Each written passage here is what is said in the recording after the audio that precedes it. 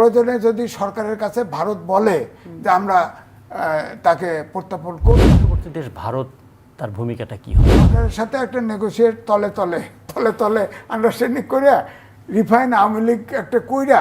প্রতি বছর 22-23 লক্ষ মানুষ ভারতে যেতেন, চিকিৎসার জন্য যেতেন, পর্যটনের জন্য যেতেন। গড়ে বাংলাদেশের কোন কোন জায়গায় প্রাপ্তি আছে আর কোন কোন জায়গায় ভারত মীমাংসা করতে পারে। আমাদের সীমানায় কাঁটাতারের বেড়া দিয়ে তারা গুলি করে আমাদেরকে মারতে পারে না, আমাদের যাওয়া চলাফেরাটা বন্ধ করে দিতে পারে না। ট্রাইব্যুনালের কেস তো ট্রাইব্যুনাল আইনি সাজা অর্থাৎ ফাঁসি এবং দুটোতে আমূর্ত কারাদণ্ড হয়েছিল প্রাক্তন প্রধানমন্ত্রী শেখ হাসিনা। এনডিটিভিতে সাক্ষাৎকার দিয়েছে, এটাও সত্য। খেলা দেখা হারাম। এখন তারা তো একটা ধর্মীয় জায়গা থেকে এটা বলছেন, তাই না? হ্যাঁ, ওই ফুটবলের মাঠে তো ইরান খেলছে। ভাই যেটা হচ্ছে আজকে ট্রাইব্যুনাল 6টা রায় ঘোষণা করেছে, 6টা রায়ের আজকে 6ষ্ঠ রায় ঘোষণা করলো। এর আগে 5টা রায় ঘোষণা করেছিল আন্তর্জাতিক ট্রাইব্যুনাল। কিন্তু আজকে যে রায়টা হলো, হাসানুল হক ইনুকে 10 বছরের সাজা দেওয়া হলো। প্রথমেই আমরা নিয়ম করে জানতেই চাইবো এই রায় নিয়ে আপনার ব্যাখ্যাটা কি, আপনি কি বলবেন? আদালতের রায় নিয়ে কথা বলাটা খুব মুশকিল, কিন্তু আদালতে মামলা গঠন প্রক্রিয়া, মামলাটাকে উপস্থাপন প্রক্রিয়া এবং মামলাটাকে বিচার করার ধরন নিয়ে তো আমাদের কথা বলতেই হবে। আদালত কিন্তু বলেছে যে রাষ্ট্রপক্ষ সুনির্দিষ্টভাবে কিছু প্রমাণ করতে পারেননি, তাহলে রাষ্ট্রপক্ষ এই মামলাটা করলেন কেন? আর মামলায় যদি করবেন তাহলে সুনির্দিষ্ট অভিযোগ তারা সেখানে প্রমাণ করতে পারলেন না কেন? তারা কি প্রমাণ করতে পারলেন না, নাকি প্রমাণ করতে চাইলেন না? এই প্রশ্নগুলো থাকবে। আর সবচেয়ে বড় কথা, আপনি কি এটা আজকের রায়ের প্রেক্ষাপটে বলছেন নাকি প্রতিটি? আজকেই আদালত যেটা বলেছে তার পর্যবেক্ষণে হ্যাঁ, আদালত সেটা আপনি অবজারভেশনে আপনি সেটা বলছেন, তাই তো? আদালতের পর্যবেক্ষণে আদালত এটা বলেছেন যে তার বিরুদ্ধে 8টা অভিযোগ ছিল, কিন্তু কোনো অভিযোগটাই সুনির্দিষ্ট প্রমাণ করা যায়নি। তাহলে সুনির্দিষ্ট কেন প্রমাণ করা গেল না? আবার যখন মামলাগুলো হচ্ছিল তখন কিন্তু বাংলাদেশের নামকরা আইনজীবীদের মধ্যে অন্যতম তারাও কিন্তু বলেছিলেন, সারা হোসেনও বলেছিলেন যে যেভাবে মামলাগুলো হচ্ছে 80% মামলাই কোর্টে টিকবে না। কারণ কোনো কোনো মামলা এমন হয়েছে যে তার বিরুদ্ধে 6টা 7টা হত্যা মামলা হয়েছে। হত্যা মামলার ক্ষেত্রে 3টা জিনিস খুব গুরুত্বপূর্ণ। তিনি কি সরাসরি হত্যা করেছেন, তিনি কি নির্দেশ দিয়ে হত্যা করেছেন, অথবা তিনি কি হত্যার পরিকল্পনার সঙ্গে ছিলেন? তো হত্যার পরিকল্পনার সঙ্গে থাকলে সে তো প্রকাশ্য হয় না। আর নিজে তিনি হত্যা করেছেন এরকম কিছু প্রমাণ করাও মুশকিল। তাহলে হত্যার তিনি কি নির্দেশদাতা ছিলেন?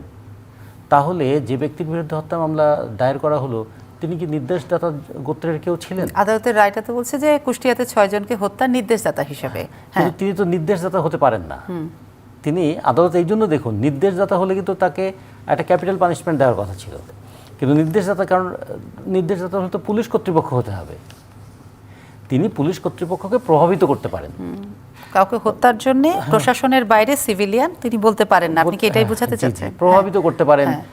যে যেমন ধরেন আপনি হয়তো আমাকে বললেন যে রতন ভাই আপনি আজিজ ভাইকে একটু বলে দেন তো এটা তো হচ্ছে ভায়া হয়ে যাওয়া। তো ফলে এই জন্য দেখবেন যে আদালত তারা কিন্তু বিচারটাকে চারিদিক থেকে বিচার করার চেষ্টা করেছে, কিন্তু করে হাসানুল হক ইনুকে সুনির্দিষ্ট অভিযোগে অপরাধী এইটা কিন্তু সে অপরাধের পর্যাপ্ত প্রমাণ তাদের সামনে উপস্থিত ছিল না, যে কারণেই কিন্তু এই 10 বছরের কারাদণ্ডের বিধানটা আছে, রায়টা তারা দিয়েছেন। তা আমরা যেটা এখানে মনে করি, অভ্যুত্থান ছিল একটা জনগণের সংগঠিত প্রতিরোধ। এই প্রতিরোধ কোনো আইন মেনে হয়নি, সেটা যেমন ঠিক, কিন্তু এই প্রতিরোধকে দমন করবার জন্য রাষ্ট্রশক্তি তারা কিন্তু আইনকে নানাভাবে দুমড়ে মুচড়ে আইনের ব্যত্যয় ঘটিয়ে এটা ঘটেছে। জনগণ যখন একটা সমাবেশ করে, জনগণ যখন একটা মিছিল করে, জনগণ যখন অবরোধ করে, ঘেরাও করে, তার পেছনে থাকে তাদের নৈতিক শক্তি। আর রাষ্ট্র যখন কোনো ভূমিকা পালন করে তখন তার থাকে একটা রাষ্ট্রীয় শক্তি। তা রাষ্ট্র কি আইন বহির্ভূত কাজ করতে পারে? যদি রাষ্ট্র আইন বহির্ভূত কাজ করে তার জন্য কারা কারা দায়ী হবেন? আইন কতখানি দায়ী? যারা আইনকে মানে নিজেদের ইচ্ছা মতো পরিচালনা করলেন তারা কতখানি দায়ী? কেউ আবার কখনো কখনো উপর মহলকে খুশি করবার জন্য ওভার অ্যাক্টিং করলেন কিনা সেটা কতখানি দায়ী? বহু বিষয় কিন্তু বিবেচনা করতে হয়। কিন্তু গণ অভ্যুত্থানের যে জিনিসটা এসেছিল সেটা মনে হয় সমাজ থেকে হারিয়ে যাচ্ছে। গণ অভ্যুত্থানের যেটা উঠে এসেছিল যে একটা স্বৈরাচারী ব্যবস্থার বিরুদ্ধে গণতন্ত্র প্রতিষ্ঠা করার লড়াই। গণতন্ত্র অভ্যুত্থানের মধ্যে এটুকু এসেছিল যে দেখুন যে অন্তত যার যেটা অপরাধ তাকে সেই অপরাধে অপরাধী করা। জি। এখানে একটা কথা একটু বলে শেষ করি, সরকারের পক্ষ থেকে বলা হচ্ছে যে 844 জন এ পর্যন্ত মৃত্যুবরণ করেছে, কিন্তু ওখানে বলা হচ্ছে 1400 জন। তাহলে এইটার মধ্যে কোনটাকে আমরা তথ্যের গরমিল, কোনটাকে আমরা সঠিক বলবো? হ্যাঁ, হত্যা নিয়ে যে কোনটা আসল, কোনটার ভিত্তিতে আগাচ্ছে, কিংবা জাতি কোনটা আসলে ধরে নেবে যে হত্যাকাণ্ড কত, সংখ্যাটা কত। এবং এটা খুব পুরনো ঘটনা নয়, মাত্র এখনো আমাদের 1.5 বছর 2 বছরের মধ্যেই, কিংবা নিশ্চয়ই যে তালিকাটা আছে সেই তালিকার মধ্যে আবার দেখা যাচ্ছে যারা মৃত্যুবরণ করেছে তারা আবার জীবিতও আছেন, তাদেরকে অনেকে ফিরে এসেছেন। এই জন্য হয়েছে কি, এই মামলাগুলোকে সুনির্দিষ্ট মামলা না করার কারণে যে জিনিসটা দুর্বলতাটা থেকে গেল, যে এত বড় একটা গণতান্ত্রিক আন্দোলনের মধ্য দিয়ে যে গণতান্ত্রিক চেতনাটা তৈরি হওয়ার কথা ছিল, বিচার বিভাগটাকে যতখানি আরও দায়িত্বশীল হয়ে ওঠার কথা ছিল, পুলিশ বিভাগকে যতখানি দায়িত্বশীল হয়ে ওঠা উচিত ছিল, সেগুলো দিয়ে না হয়ে মনে হলো এটা এক ধরনের রিটালিয়েশন, প্রতিশোধ নেওয়ার মানসিকতা থেকে কখনো কখনো আইনকে ব্যবহার করা হচ্ছে। আমি আসবো এম এ আজিজ, উনি ওনার ব্যাখ্যাটা দিলেন, রায় নিয়ে আপনার অবস্থানটা জানতে চাই। ধন্যবাদ আপনাকে, রতন ভাইকে এবং দর্শক শ্রোতাকে। রতন ভাইকে ধন্যবাদ, তিনি সঠিক বলেছেন সিআরপিসি আইন অনুযায়ী, কিন্তু ট্রাইব্যুনালটা কিন্তু শেখ হাসিনা করেছিল। এই ট্রাইব্যুনালে কিন্তু সুপিরিয়র রেসপন্সিবিলিটি আছে, এখানে পেপার, পত্রিকা, অডিও, ভিডিও এসব সাক্ষী গ্রহণযোগ্য। সুতরাং এই যে যদি 6 জন কুষ্টিয়াতে যে মারা গেছে তিনি হুকুম দিয়েছেন, এটা যদি অডিও, ভিডিও বা কোনো জায়গায় নিউজ ক্লিপিং পেয়ে থাকে তাহলে কিন্তু একটু সঠিক। সেক্ষেত্রে তো আমি মনে করি যে 10 বছর সাজা তার কম হয়েছে, অর্থাৎ খুনের সুপিরিয়রিটি রেসপন্সিবিলিটি তো তার আসে। 6 জন, আপনি বলতে চাচ্ছেন যে দুজনের একই কথা, 6 জন ব্যক্তিকে হত্যার নির্দেশদাতা যদি হাসানুল হক ইউনিয়ন হয়ে থাকে তাহলে অবশ্যই তার রায় হবে ফাঁসি। ওয়াই ফাঁসি না 10 বছর? এটা তো প্রশ্ন এই ব্যাখ্যাটা জানতে চাই। 10 বছর এইখানেই আমার মনে হয় যে তাকে, আমার কাছে মনে হয়েছে অনুকম্পা করা হয়েছে, যদি ওটা সঠিক। আর না হলে সে নির্দেশ দেন নাই, কিন্তু তাকে একটা দণ্ড দিতে হবে, তাকে 10 বছর দণ্ড দিয়ে দিল। কিন্তু ওনার সহধর্মিণী তো বলেছেন আপিল করবেন, আপিলে যাবেন। হ্যাঁ, আপিলে গেলেও ট্রাইব্যুনালের কেস তো ট্রাইব্যুনাল আইনেই বিচার হবে। এখন যদি আমার বক্তব্য হলো, তিনি যদি পুলিশকে বা কাউকে যদি হুকুম দিয়ে থাকে যে তাকে হত্যা করো, বা হত্যা তো হয়েছে 6 জন, এটা ঠিক, কেউ না কেউ হত্যা করেছে, তারা কই বিচারের ভিতরে নাই। কিন্তু খেয়াল করে দেখেন, হাসানুল হক ইনু একমাত্র আসামি, ওই 6 জনের তো কেউ কোনো পুলিশ হত্যা করেছে অথবা অন্য কেউ হত্যা করেছে, তিনি হয়তো হাসানুল হক ইনু নির্দেশ দিয়েছে। ট্রাইব্যুনালের মামলায় নির্দেশদাতাও ক্যাপিটাল পানিশমেন্ট পাবে, এবং তার সাক্ষী অডিও, ভিডিও, পেপার ক্লিপিং সব কিছুই হতে পারে। তো তার যদি সে নির্দেশ দিয়ে থাকে তাহলে নিশ্চয়ই কোনো নিউজ পেপারে উঠেছে, অথবা কোনো অডিও, ভিডিও কিছু আছে, কিন্তু তার, আমার বক্তব্য হলো সেটা যদি থেকে থাকে তাহলে তার দণ্ড ফাঁসি, মৃত্যুদণ্ড হওয়া উচিত। আর যে 6 জনকে মারা গেছে, কেউ তো মারছে, সে আসামি কোথায়? হ্যাঁ, এই প্রশ্ন কিন্তু থেকে যাবে। সুতরাং আপিলের মেরিট আছে, ট্রাইব্যুনাল কেসেও মেরিট আছে। তবে হাসানুল হক ইনু যে তথ্যমন্ত্রী ছিল, তিনি যে ল্যাঙ্গুয়েজে কথা বলতেন, এই কথা কিন্তু কোনো রাজনীতিবিদ বলতে পারে এরকম আমার কাছে মনে হয় না। তিনি উঠলেই তার বক্তব্যই ছিল তারেক শেখ হাসিনা, বেগম খালেদা জিয়াকে নানাভাবে বকাবাজি। আপনি একটা জায়গায় বলছেন রায়ে আপনি অনুকম্পার কথা আনলেন, কেন অনুকম্পা করা হয়েছে? অনুকম্পা মানে জানতে হবে। ব্যাখ্যাটা হচ্ছে যে ধরেন তার যদি নির্দেশদাতা সে হয়ে থাকে, ওই 6 জনকে হত্যা করার ট্রাইব্যুনালের, তার তো কেসটা ট্রাইব্যুনালে হচ্ছে, সে যদি নির্দেশ সুপিরিয়র রেসপন্সিবিলিটি হয় তার তো ফাঁসি হবে। 6 জন লোক মারা গেছে তো। এখন যদি 6 জন যদি তার যদি সেটা না হয়, তাহলে মৃত্যুদণ্ড না দিয়ে 10 বছর দিছে, কম দিয়েছে, তার মানে আমি অনুকম্পা মাফ করছে। তাহলে তার মানে এই কারণেই তার হাইকোর্টে বা সুপ্রিম কোর্টে, ট্রাইব্যুনালকে সরাসরি সুপ্রিম কোর্টে আপিল হবে, সেখানে মেরিটস আছে, আপিল করার মেরিটস আছে, এটাই বলছি। কিন্তু তিনি তো কোর্টের ভিতরেও দেখেন পুলিশকে এরকম কোনাই মারছে টারছে, এগুলো দেখছেন তো, তার আচরণ তো পলিটিশিয়ানের মতো না, এটাও ঠিক। তা আমি এরকম পলিটিশিয়ান চাই না, রতন ভাইয়ের মতো পলিটিশিয়ান চাই। আজিজ, আমি আরেকটা মামলা নিয়ে কথা বলি। এখন পর্যন্ত তো আন্তর্জাতিক ট্রাইব্যুনাল 6টা মামলার রায় দিল, তাই না? তো 2025 সালের 17 নম্বর 5টি অভিযোগের মধ্যে 3টিতে সর্বোচ্চ সাজা অর্থাৎ ফাঁসি এবং 2টোতে আমৃত্যু কারাদণ্ড হয়েছিল প্রাক্তন প্রধানমন্ত্রী শেখ হাসিনার। তো তার বিরুদ্ধে তো মামলার রায় হয়ে আছে, তো সেই রায়টা কি বলবেন? না, সেটা তো সুপ্রিম কোর্টে আপিল হবে।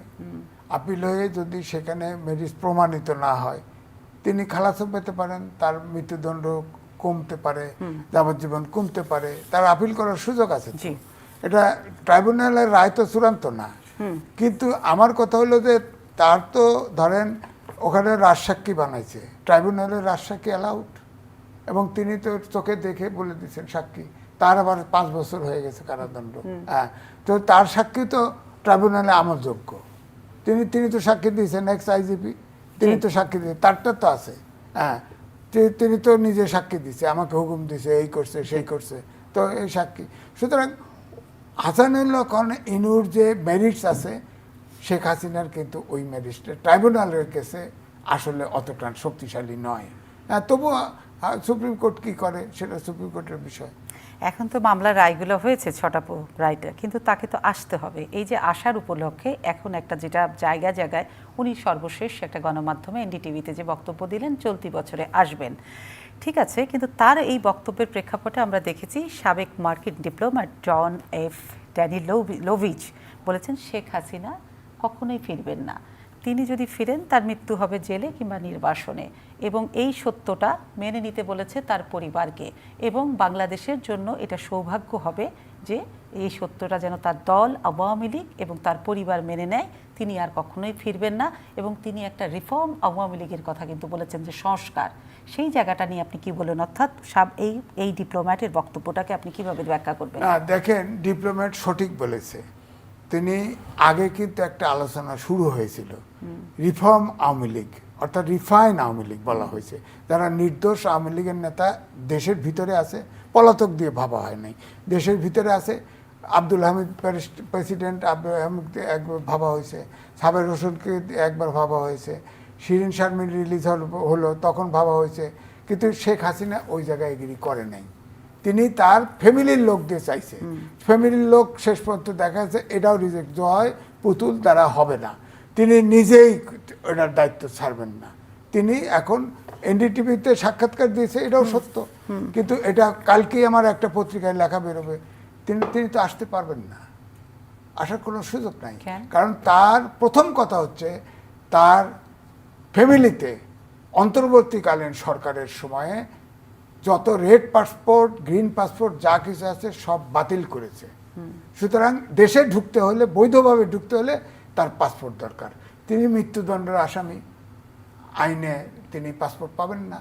তাহলে একমাত্র পথ হচ্ছে ভারত যদি প্রত্যর্পণ চুক্তি আছে, সেই চুক্তি অনুযায়ী সরকার 3বার অ্যালার্ট করছে যে তারা চাইছে, সরকার ফিরে চাইছে, একমাত্র ভারত তাকে বাংলাদেশে দিতে পারে প্রত্যর্পণ চুক্তির আওতায়। কিন্তু এখন বাংলাদেশ তো সে আসলে অ্যাকসেপ্ট করবে। প্রয়োজনে যদি সরকারের কাছে ভারত বলে যে আমরা তাকে প্রত্যর্পণ করব, টোটাল বিষয়টা এখন ভারতের উপরেই ডিপেন্ড করছে, ভারত কি করবে। অফকোর্স, কারণ ধরেন তিনি যদি এখন ধরেন কোনো এদিক এদিক করে বর্ডারের ভিতর দিয়ে ঢুকতে চায়, তার আওয়ামী লীগ তো নেতৃত্ব শূন্য বাংলাদেশে, কে লিডারশিপ দিবে? যা দেখতেছেন গুড়াগাড়া যারা আছে এরা তো সংগঠিত আকারে ওনাকে প্রোটেকশন দিতে পারবে না, আর অভ্যুত্থানের শক্তি সব এক হয়ে যাবে।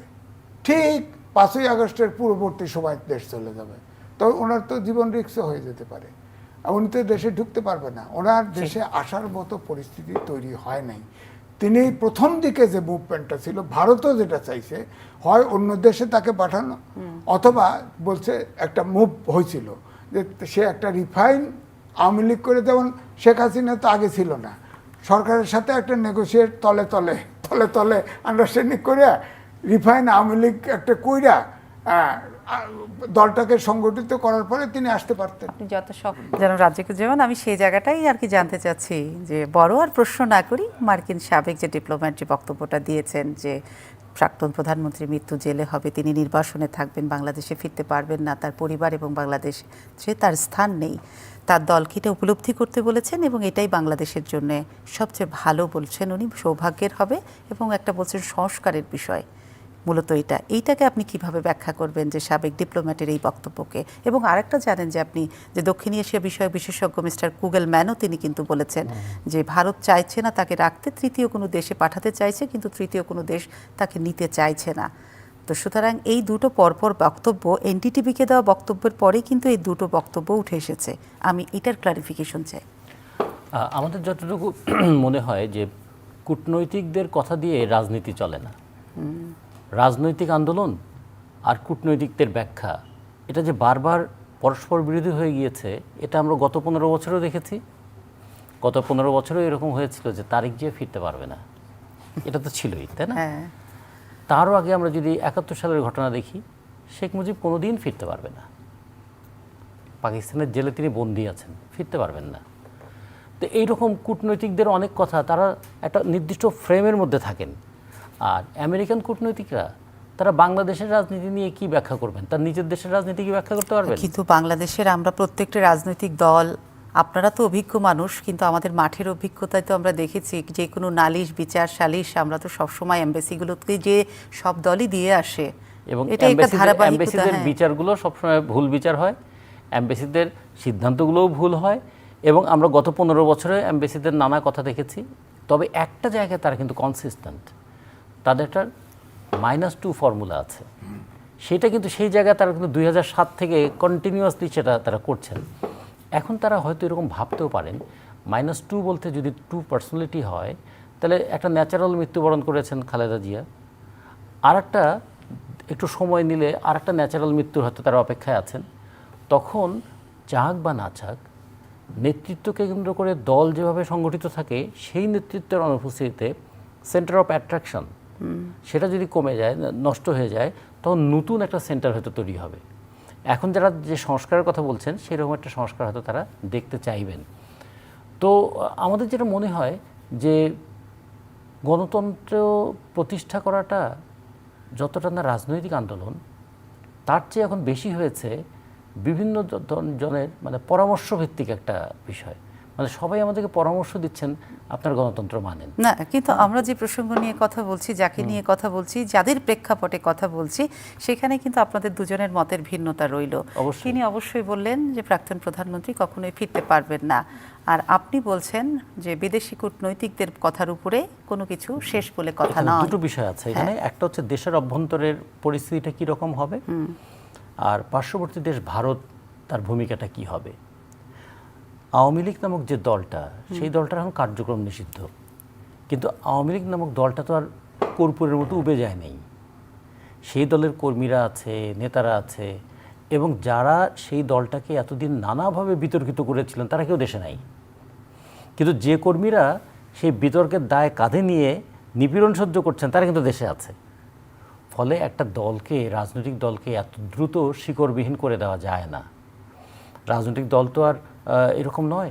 রাজনৈতিক দলগুলো কখনো কখনো মানে অকার্যকর হয়ে যায়, অপ্রাসঙ্গিক হয়ে যায়, যেমন করে মুসলিম লীগ হয়েছে, তার রাজনীতিটাই নাই হয়ে গেছে, ফলে মুসলিম লীগ নাই হয়ে গেছে। কিন্তু জোর করে কোনো একটা দলকে নিশ্চিত করার চেষ্টা কিন্তু এখন পর্যন্ত সফল হয় নাই। এই ডিপ্লোম্যাট এবং দক্ষিণ এশীয় বিশেষজ্ঞ, যিনি দুজন ব্যক্তিরই তো কথা শুনছি আমরা, বলেছেন তারা এটা কিসের ভিত্তিতে, তাদের কাছেও নিশ্চয়ই একটা তথ্য তো আছে, তারা কিসের ভিত্তিতে এটা বলছেন? প্রত্যেক মানুষ কথা বলে তিনটা বিষয় বিবেচনা করে। একটা হচ্ছে সেট আইডিয়া থাকে, আরেকটা হচ্ছে তার পরিস্থিতিটাকে কেমন করে সে বিশ্লেষণ করছেন, আর হচ্ছে যে কথাটা তাকে বলতে বলা হয়েছে। তখন কূটনীতিবিদদের যে কথাটা বলতে বলা হয়েছে তাদেরই তারা বেশিরভাগ সময় বলেন। আর একটা হচ্ছে তার সেট আইডিয়াটা। অনেক যেমন আমাদের বাংলাদেশে যে মানুষ বড় হয়েছে, ছোট থেকে বড় হয়েছে, সে পৃথিবীর যেখানেই যাক, সেখানকার রাজনীতিটাকে সে তার নিজের সেট আইডিয়া দিয়ে কিন্তু কিছুটা ব্যাখ্যা করার চেষ্টা করে। ফলে এটার বাইরে তো মানুষ সহজে যেতে পারে না। সেইখানে যদি রাজনৈতিক বিশ্লেষক হয়, যেমন আজিজ ভাইরা এখন রাজনৈতিক বিশ্লেষণ করেন, তাকে কিন্তু দুইটা জায়গায় ভূমিকা পালন করতে হয়। একটা হলো তিনি যে রাজনৈতিক দলই করুন না কেন, যখন তিনি কলমটা হাতে নিচ্ছেন, তখন লেখার সময় কিন্তু তার মাথা থেকে একটু চেষ্টা করে তার দলটাকে একটু আলাদা করতে হয়, করে পদ্ধতিটা পরিষ্কার, মানে পরিস্থিতিটাকে বিচার করতে হয়, পরিস্থিতিটা কি এবং কোন পদ্ধতিতে তিনি বিচার করবেন। তা আমাদেরও মনে হয় বাংলাদেশের যদি মানুষের মনন জগৎটা চিন্তা করি, আমরা মেন্টাল মেকআপটা যদি চিন্তা করি, তাহলে দেখবেন যে কত চেষ্টা করা হয়েছে না যে 24-এর পরে 24 দিয়ে 71-কে রিপ্লেস করার, এখনও পারা গেল না কেন? মানে মনন জগতে এখনও মুক্তিযুদ্ধটা এমনভাবে ঠাঁই করে নিয়েছে যে যত অপবাদই দেন না কেন, যতই চেষ্টা করেন না কেন, ওটাকে আপনি বুঝতে পারছেন না। আচ্ছা, 2 নম্বর হচ্ছে আপনারা কিন্তু, আমরা যতই আক্রান্ত হই না কেন, আমেরিকান দ্বারা আক্রান্ত হই অথবা আমেরিকান দ্বারা প্রলোভিত হই, আমাদের দেখুন দেশের মানুষের মেন্টাল মেকআপ কীরকম, মধ্যবিত্তরা চায় তার সন্তানটা আমেরিকায় যাক, কিন্তু আমেরিকার সঙ্গে যখন চুক্তি হয় তখন বলে এই চুক্তি কিন্তু দেশের সর্বনাশ করবে, গোলামীর চুক্তি মানি না। তার মানে এখান থেকে কিন্তু বাংলাদেশকে বুঝতে হবে যে বাংলাদেশের জনগণ শেষ পর্যন্ত তার মনের মধ্যে কিন্তু একটা দেশটা আছে। খেয়াল করে দেখুন যে যতই এই দেশে দিয়ে কিচ্ছু হবে না কিচ্ছু হবে না বলছে, কিন্তু সেই দেশ যদি ক্রিকেটে একটু ভালো রেজাল্ট করে রাস্তায় ঢল নেমে যায়। অথচ একটু আগে কিন্তু সে গালিগালাজ করে এসছে যে এটা কোনো দেশ হলো।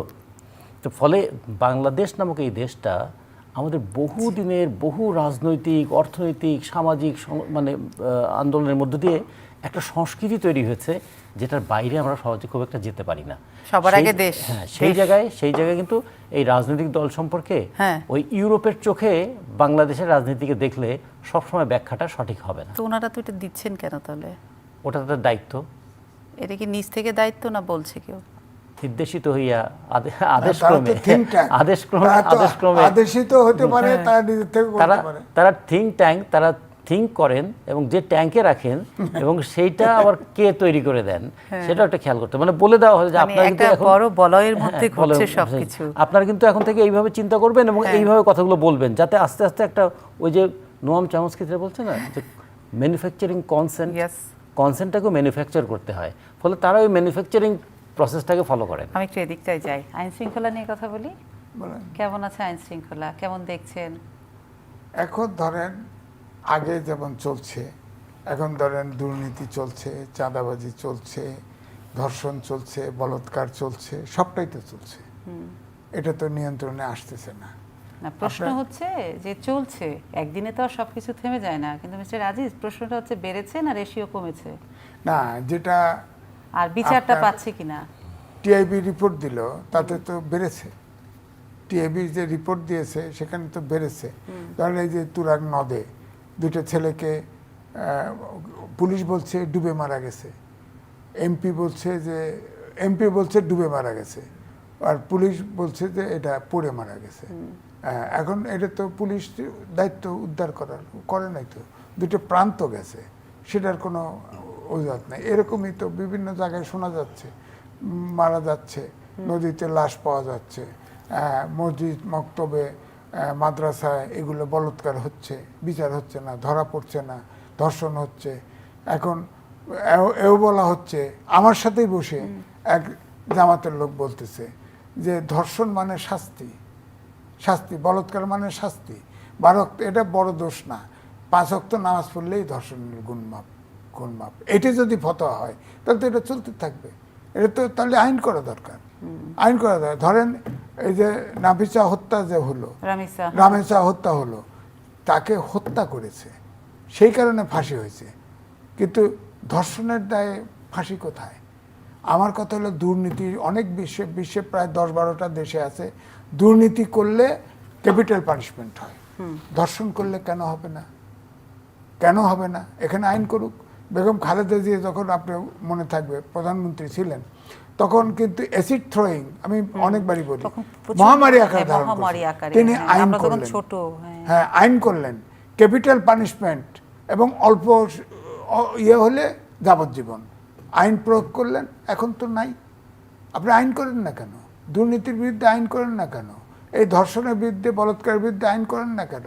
কারণ বলাৎকার, ধর্ষণের চাইতে আপনার পরকীয়া ভালো, একথাও তো বলে। একথা বলার লোকও তো রাজনীতিবিদদের মধ্যে আছে।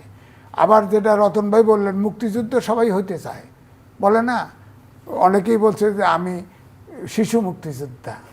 আবার পার্লামেন্টে বলে না, আমার ফ্যামিলিতে 14 জন মুক্তিযোদ্ধা ছিল, বাপ মুক্তিযুদ্ধে শহীদ হয়েছে, এখন দেখা গেছে যে তার বাপ বাঁচা মাও বাসা, তো এগুলো অর্থাৎ মুক্তিযুদ্ধের প্রতি মুখে যাই বলুক না কেউ দুর্বলতা আছে, এই জন্যই ৭১-কে কোনোদিন বিলীন করতে পারবে না। হ্যাঁ, মির্জা সমাজ থেকে। ফখরুল ইসলাম আলমগীর সাহেব তো দুদিন আগেই বলেছে বিরোধী দলের উদ্দেশ্যে যে আপনারা যদি জাতির কাছে ৭১-এর ভূমিকার জন্য ক্ষমা চেয়ে নিতেন, রাজনীতি করাটা আপনাদের জন্য সহজ হতো। না, ওনার সাথে আমি একমত না। কেন?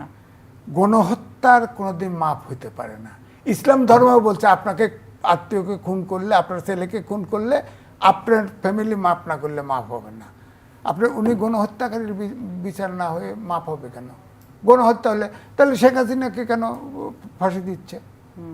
উনি তো সরকারে, বলুক না, ওপেনলি বলুক যে শেখ হাসিনাকে ফাঁসি দেওয়া ঠিক হয় নাই, বলুক গণহত্যার কারণেই তো ফাঁসি দিচ্ছে, তাহলে তাকে ফাঁসির আদেশ দিছে, করুক। জি আমার কথা হলো গণহত্যার বিচার হতে হবে।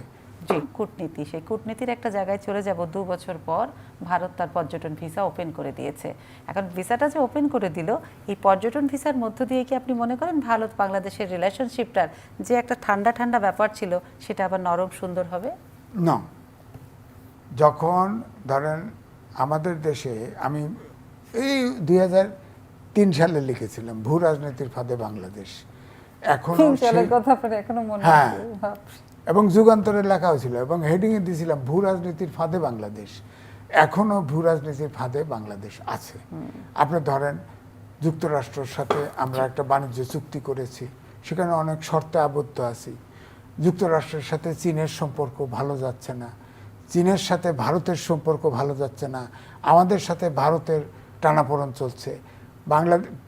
ওই ভারতেরই দি হিন্দু একটা রিপোর্ট লিখেছে, সেখানে তো বলেছে যে বাংলাদেশের সাথে যে অমীমাংসিত বিষয় আসগুলো আছে সেই বিষয়গুলোর সমাধান করা হোক না কেন, এই পুশিন খেলা করার দরকার। আচ্ছা, আমি আসবো ভারত বাংলাদেশের এই রিলেশনশিপটা নিয়ে আমি আসবো, কিন্তু রাজ্জাকুজ্জামান সাহেব আমি যে জায়গাটা জানতে চাই ওই আইন শৃঙ্খলা জায়গাটা আপনাকে বলতে হবে।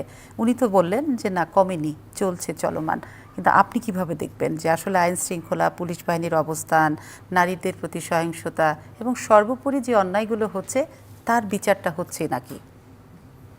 আইন শৃঙ্খলা পরিস্থিতি যখন কথা বলি তখন আমাদের দুটো জিনিস বিবেচনা করতে হয়, যে কোন আইনটা আমরা রক্ষা করার চেষ্টা করছি এবং শৃঙ্খলাটা কে রক্ষা করবেন। তো শৃঙ্খলা রক্ষাকারী একটা বাহিনী আছে, সেটা রাষ্ট্রীয় বাহিনী, তারা কি দায়িত্ব পালন করছেন সেই প্রশ্নটা আসে। আর কোন আইন, তাহলে আগের আইনটাই তো বহাল আছে। হ্যাঁ, নাম্বার ৩ যেটা খুব গুরুত্বপূর্ণ, আমাদের মাইন্ডসেটটা কীরকম। আচ্ছা, নারীর প্রতি যে এই যে হঠাৎ করে মনে হলো যে নারীরা সমাজের একেবারে শত্রু এবং নারীদেরকে বাইরে আসলেই সমাজ রসাতলে চলে যাবে, এই মানসিকতাটা তৈরি হলো কোত্থেকে? এটা কে তৈরি করলো?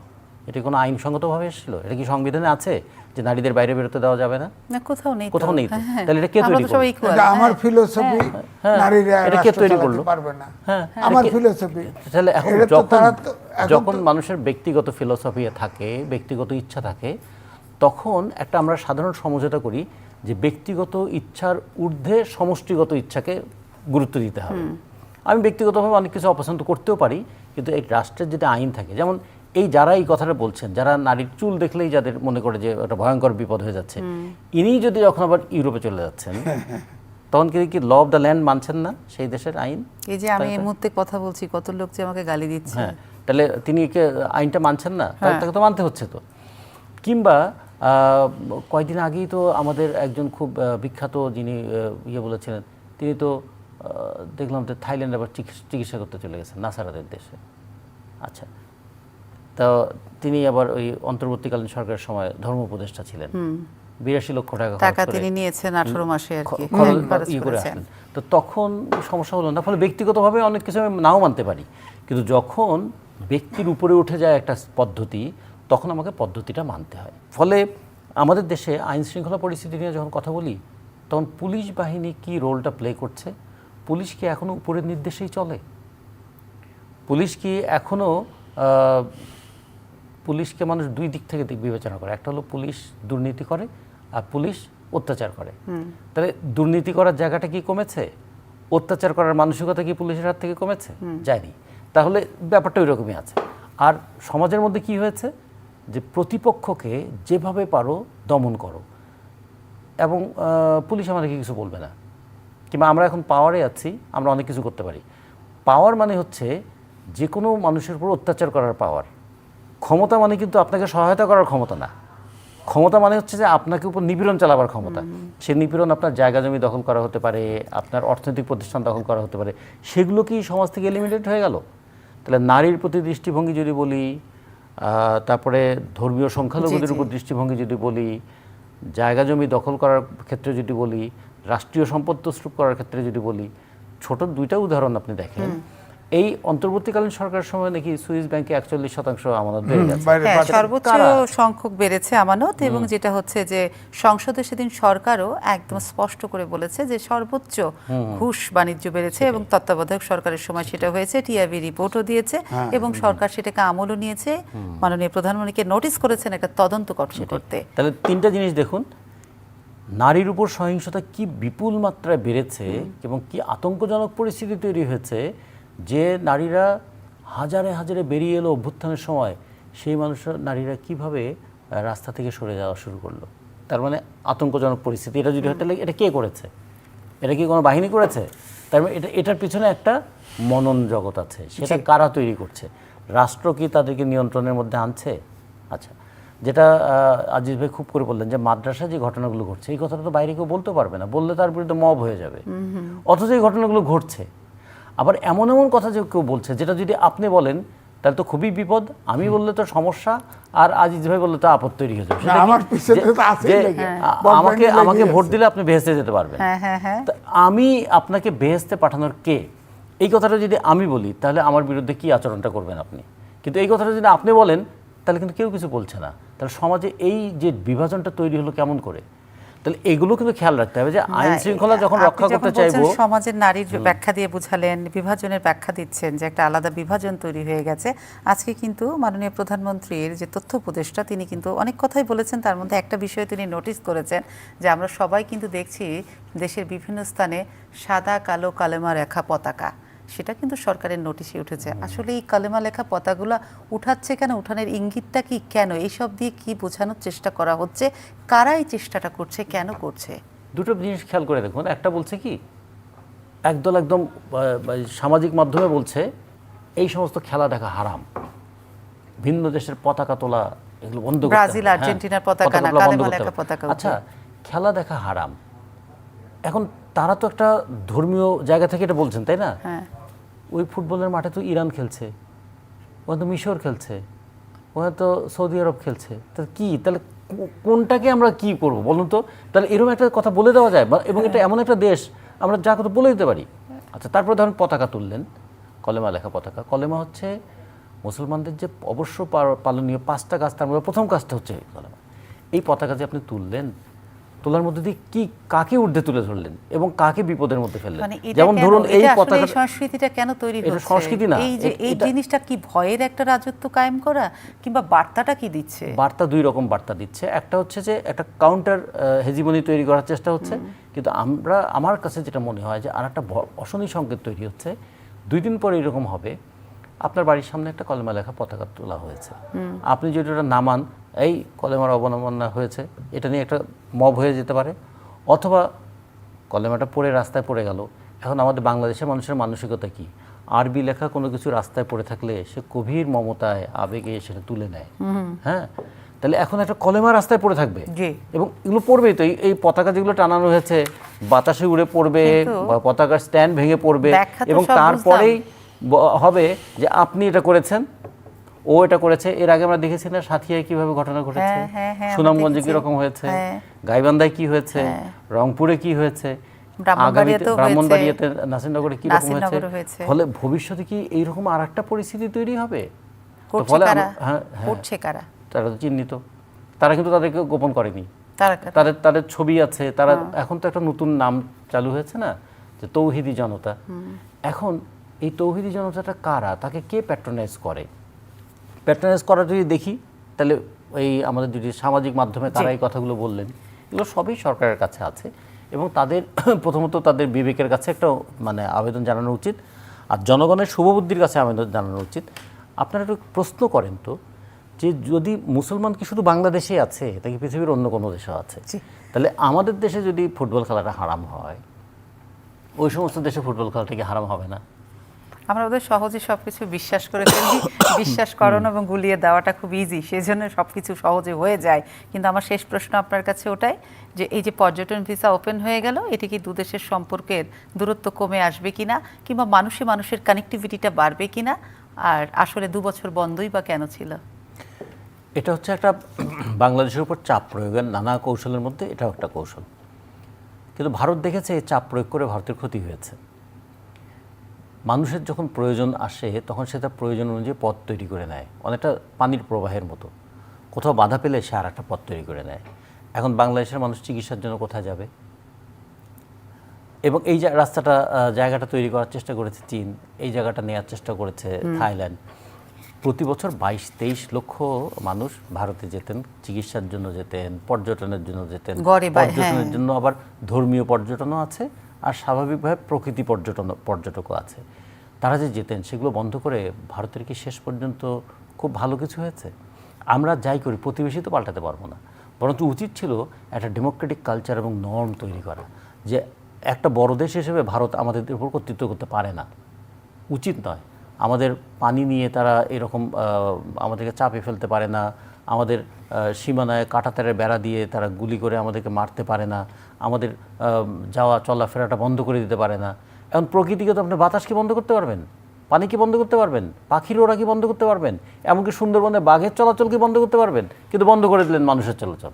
তাহলে এইটা করে কি করলেন? ভারত কি বার্তাটা দিয়েছিল যে আমরা বাংলাদেশকে কনফাইন করে রাখবো? কিন্তু বাস্তবে কি হলো? 2 বছর তো বাংলাদেশ টিকে ছিল তো, এবং বাংলাদেশ টিকে থাকবে। ফলে এখন ভারত মনে করছে যে যা লস হওয়ার হয়ে গেছে, এখন সে ড্যামেজ কন্ট্রোল করার অথবা কোনো কোনো ক্ষেত্রে ক্ষতিপূরণ, ক্ষতি পুষিয়ে নেওয়ার জন্য এটা হয়তো চেষ্টা করছে। এতে যতখানি বলেন যে রাজনৈতিক, তার চেয়ে অনেক বেশি এর পেছনে অর্থনৈতিক কারণটা যুক্ত হয়ে আছে। কারণ বাংলাদেশ ভারতের জন্য অনেক দিক থেকে খুবই গুরুত্বপূর্ণ, শুধু কানেক্টিভিটির জন্য না, তার ইকোনমির জন্য গুরুত্বপূর্ণ। ফলে এই জায়গায় বাংলাদেশ যদি এরকম কর্নার করে রাখে, কোণঠাসা করে রাখতে চায়, চীনের সঙ্গে বাংলাদেশের সম্পর্কটা যেরকম আরও ডেভেলপ করছে, এবং পাশাপাশি আমরা যদি দেখি শ্রীলঙ্কার সঙ্গে কিংবা কোনো কোনো ক্ষেত্রে নেপালের সঙ্গে, নিরপেক্ষ ভুটানের সঙ্গে বাড়ছে, কিছু কিছু ক্ষেত্রে পাকিস্তানের সঙ্গে বাড়ছে, এটাকে আলটিমেটলি কী দাঁড়া করাবে? বাংলাদেশকে 3 দিক থেকে যেমন ভারত ঘিরে রেখেছে, ভারতও তো চারিদিক থেকে বিভিন্ন দেশ দ্বারা ঘিরে আছে। মানে এশিয়ান ব্লকে ভারত একা হয়ে যাবে। সে কারণেই ভারত হয়তো অর্থনৈতিক, রাজনৈতিক এবং সামরিক দিক বলবো, যে ভূ রাজনৈতিক দিক বলি, সব দিক বিবেচনা করে এখন হয়তো তারা একটু নাকে খত দিয়ে হলেও এইটা আবার ওপেন করার চেষ্টা করবে। Thank you. আপনার কাছে কি আমার কোনো প্রশ্ন যাব, নাকি আজকের মতো শেষ করে ফেলবো, নাকি আপনি শেষ করে ফেলেন? আপনার কিছু আর বলার নাই? বলার লম্বা কথা আছে, না ছোট করে বলেন না, কথা তো ছোট করেও বলতে পারে সাংবাদিক, এক লাইন। আচ্ছা, এক লাইনে বলি। ভারত, আপনি দেখেন দক্ষিণ এশিয়ার একটি দেশের সাথে সম্পর্ক নাই, এবং ভারত কিন্তু আপনার ইউনিফাইড দেশ না। ভারতে 24টা প্রদেশ আছে, 8টা কেন্দ্রীয় শাসিত সরকার আছে, 8টা অঞ্চলে কেন্দ্রীয় শাসিত। এখন ভারত দেখেন মালদ্বীপ থেকে পর্যন্ত হাত গুটিয়ে ফেলছে, এবং বাংলাদেশের সাথে তার যে এই যে আপনার টানাপোড়েন, এটা অন্তর্বর্তীকালীন সরকারের থেকে শুরু হয়েছে। অন্তর্বর্তীকালীন সরকারের এই ভিসার থেকে শুরু করে যা কিছু বন্ধ হয়েছে, এটা কিন্তু একটাও কিন্তু আপনার এই নূতন সরকার, নির্বাচিত সরকার আসার পরেও কিন্তু সেগুলো মীমাংসা করে নেই। মাঝখান থেকে এখন যেটা চেষ্টা চলছে, এটা একটা লম্বা আলোচনা। এই জন্যে ভারতের অনেক থিঙ্ক ট্যাঙ্ক বলছে যে এখন চিকেন নেক বড় করতে হবে, তার জন্য রাজশাহী বিভাগ দখল করতে হবে। তারপরে আমাদের ফেনীর ওখানে নাকি চিকেন নেক আছে, তারা মনে করে চিটাগাং থেকে হিল ট্যাক্স আলাদা করে ফেলতে হবে। তারপর বার্মা এক তো আছেই। তো সুতরাং আমার বক্তব্য হলো, আমাদের তো চিকেন নেক নাই, পাশে তো সমুদ্র আছে। তো এই জন্য আমি বলবো যে দি হিন্দু লিখেছে এই সমস্যাগুলি, তারা বলছে, যেটা মূল পরামর্শ দিছে, যে আইডেন্টিফাই করছে যে বাংলাদেশের কোন কোন জায়গায় প্রাপ্তি আছে আর কোন কোন জায়গায় ভারত মীমাংসা করতে পারে। এটা প্রতিবেশী দেশ, স্বাধীন দেশ, স্বাধীনতা যুদ্ধ হেল্প করেছে ভারতের সাথে, ভারতেরও আমাদের দরকার, ভারতও বাংলাদেশকে দরকার। সুতরাং এটা মীমাংসার ভিত্তিতে, বন্ধুত্ব সুলভ আচরণের ভিত্তিতে করা উচিত। কিন্তু ভারত আমার কাছে মনে হয় না যে টানাপোড়েন চলছে, হ্যাঁ, যখন প্রধানমন্ত্রী শেষ করে আনি। হ্যাঁ চীনে গেলে তখন কিন্তু ওই বৃষ্টি ঝড় না আসতেই মেঘ না আসতেই বৃষ্টি পড়ে গেছে, সাথে সাথে উঠায় দিছে।